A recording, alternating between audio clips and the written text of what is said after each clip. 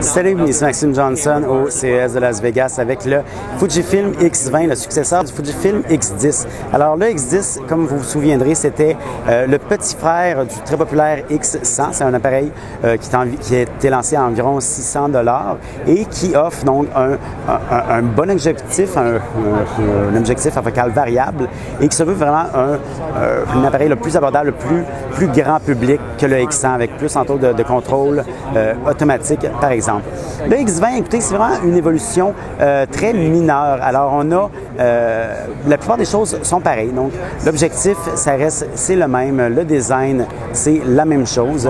Le capteur a autant de mégapixels, il est de la même taille. Ceci dit, il y a quelques nouveautés par rapport au capteur et au processeur. Donc, ce n'est pas le même en fait.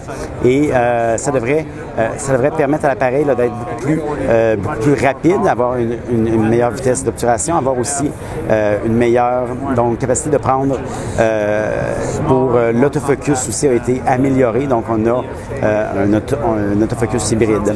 Dans les autres nouveautés, écoutez, on a ça, je l'ouvrais, donc un focus manuel aussi qui a été amélioré. Donc, on a une fonction, si je fais mon focus, on peut avoir une espèce de zoom qui me permet de mieux voir et de mieux ajuster. Donc, c'est quelque chose qu'on trouve déjà avec d'autres appareils chez les compétiteurs, mais ça, c'est quelque chose de plus qui est intéressant pour celui-ci, surtout que donc le focus manuel se fait seulement par la roulette, si et non en avant. Donc, si on peut s'aider, pourquoi pas.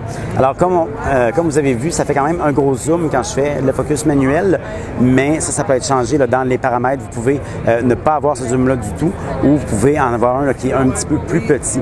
Le X20 devrait être lancé au mois de mars pour un prix qui n'a pas encore été annoncé, mais ça devrait être sensiblement le même que le X10. Pour avoir plus d'informations, je vous invite à consulter mon site web, maximejohnson.com/techno.